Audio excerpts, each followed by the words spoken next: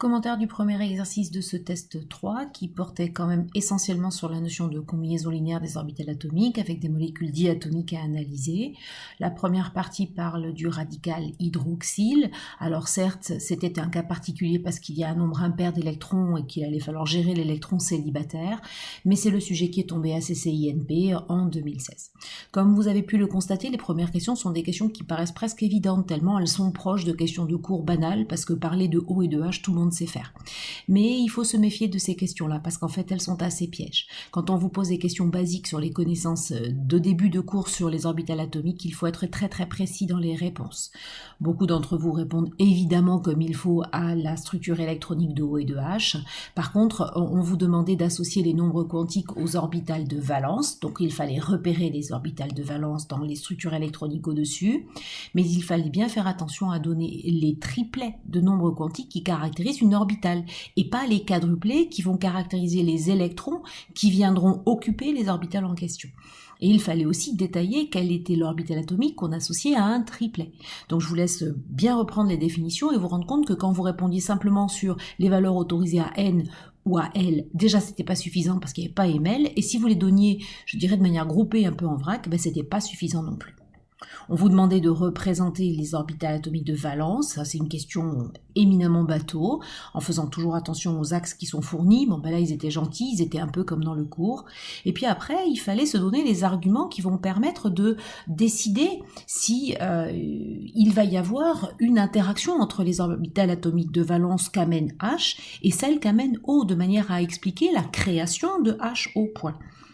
Ce qui n'a pas été d'une manière générale bien traité, c'est que vous ne repartez pas des connaissances de cours pour démontrer ce qui, je le répète, pour vous devient presque une évidence, que la 1SH par exemple est orthogonale à la 2PX ou à la 2PY, mais en fait c'était une question de cours déguisée où il fallait reprendre le raisonnement. Donc toujours commencer par énoncer le critère d'énergie voisine et le critère de non-orthogonalité, poser les phrases, et seulement lorsque les phrases sont posées, vous en tirez une conclusion utile par rapport à la création de l'édifice moléculaire diatomique qui est celui qui vous intéresse. Donc je commençais en disant que on remarquait que seules les orbitales atomiques de valence d'énergie suffisamment proche peuvent se recouvrir, et si en plus on avait jeté un petit coup d'œil au diagramme qui était fourni, on avait encore moins de mal à conclure que effectivement l'écart entre la 1SH et la 2S de l'oxygène paraît bien important. Mais la conclusion à laquelle il faut arriver, c'est que du coup la 2S est une orbitale moléculaire non liante, ce que confirme parfaitement le fait que les pointillés de corrélation dans le diagramme fourni sont uniquement du côté de haut d'une part et ensuite parfaitement horizontaux. Donc ce n'est pas une quasi non liante, c'est une vraie non liante, mais elle fait quand même partie du cortège des orbitales moléculaires du futur édifice H au point.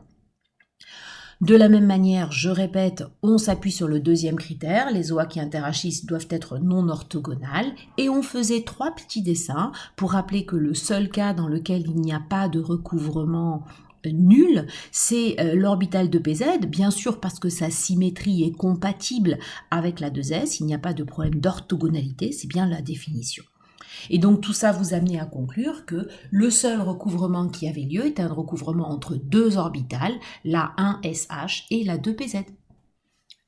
Là encore, n'oubliez pas de conclure que, puisqu'elles sont orthogonales, la 2PX et la 2PY deviennent des orbitales non liantes. Encore une fois, des pointillés horizontaux amenés dans le cortège des orbitales moléculaires de H au point à deux positions qui restaient à la même énergie. Il fallait ensuite compléter le diagramme en précisant quelles étaient les orbitales liantes, non liantes et antiliantes. Ça c'est pas compliqué, tout le monde y est arrivé à peu près correctement. Les représenter de manière conventionnelle, faites attention juste au petit piège que faut pas oublier de mettre un coefficient nul sur la position de H dans les orbitales moléculaires de H au point quand elles sont non liantes. C'est pas juste le dessin de l'orbitale atomique qui m'intéresse. C'est devenu une nouvelle orbitale moléculaire mais qui n'est absolument pas développée sur le H. Classiquement, il faut maintenant utiliser ces orbitales moléculaires pour donner une structure électronique. Pensez à définir le nombre d'électrons de valence à placer dans le diagramme. Vous pouvez faire un rappel des règles. Certains ont même pris le temps de les rédiger. C'est bien. C'était pas vraiment demandé là, donc moi je me suis contentée de les évoquer. Et puis de remplir la structure électronique.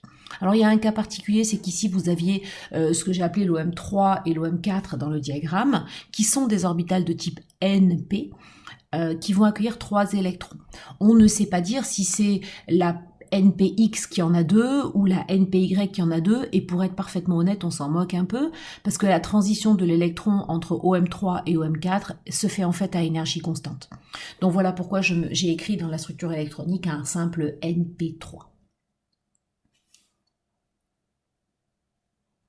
Bien, pour aller encore un petit peu maintenant dans l'interprétation des résultats que nous donne ce diagramme par rapport au radical H au point, il fallait comprendre que d'abord c'était une espèce chimique qui allait mettre en évidence une dissymétrie dans les nuages électroniques, ne serait-ce que parce que les orbitales atomiques qui se combinent, la 1s et la 2pz, sont d'énergie différentes. Et en utilisant le diagramme, vous pouviez aussi discuter du fait que s'il y a création de liaison entre O et H, c'est qu'il y a une orbitale liante.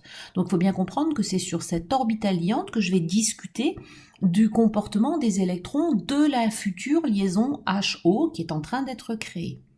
Vous aviez bien entendu tout ce qu'il fallait pour vous rendre compte que cette orbitale était fortement développée sur l'oxygène. Certains ont fait référence à la différence d'électronégativité, c'est un raisonnement qui est cohérent, mais qui ne fait pas appel aux données orbitalaires, donc qui ne va pas dans le sens de ce que l'exercice est en train de mettre en place. Quand vous avez une orbitale fortement développée, n'oubliez jamais que ça signifie que le coefficient sur l'atome est développé, donc le carré du coefficient est développé, et que ça traduit une probabilité de présence des électrons grande sur l'atome en question, dont vous démontriez que les électrons étaient plutôt proches de O que de H, et donc que bien entendu la liaison était dissymétrique et polarisée. Vous aviez aussi la possibilité de déduire que l'électron célibataire appartenait à l'oxygène. Ça se voit très bien puisque l'électron célibataire est sur une orbitale moléculaire non liante totalement développée sur l'oxygène.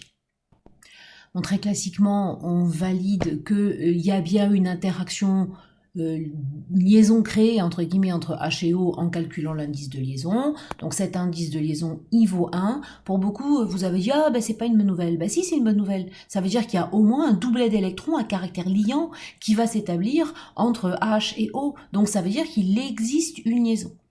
Donc tout va bien, le radical a une chance d'exister. Et c'est pas en contradiction avec le fait que c'est une espèce instable à cause de l'électron célibataire. Mais O et H sont réellement liés à l'intérieur du radical H au point. Le schéma de Lewis, pas de souci, tout le monde écrit correctement le schéma de Lewis, sauf ceux qui écrivent H au moins au lieu de H au point. Faites attention aux décomptes électroniques. Et puis n'oubliez pas que l'intérêt de proposer un schéma de Lewis, c'est de regarder sa compatibilité avec les informations issues du diagramme orbitalaire. Et là, la compatibilité, elle est totale. Vous démontrez, petit 1, qu'il y a une liaison entre O et H par l'intermédiaire de la liaison sigma créée. Vous démontrez qu'il y a une orbitale moléculaire développée sur l'oxygène qui contient un seul électron célibataire par l'intermédiaire d'une DNP. Et vous démontrez qu'il y a en plus 2 doublés non liants qui sont tous les deux sur l'oxygène et qui au passage sont de nature différente puisqu'il y a le doublé issu de la 2s et un doublé issu de la 2p. Voilà, donc ces deux espèces, en tout cas ce dessin de schéma de Lewis et les informations orbitalaires sont parfaitement compatibles.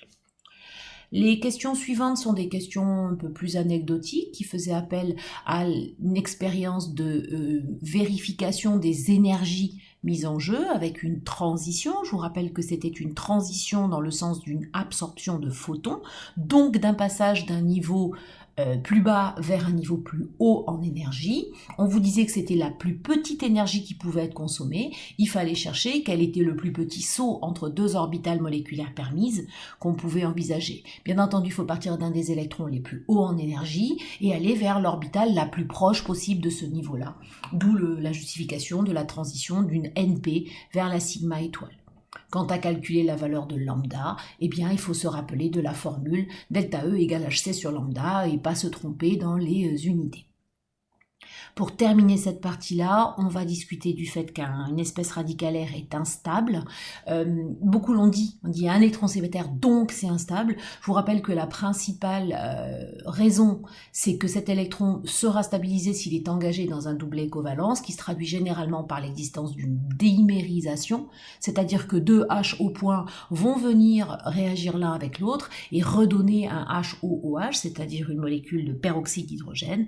Et donc en fait, c'est que fabriquer le radical à partir de l'eau oxygénée, c'est effectivement très compliqué et donc l'expérience est difficile à mener.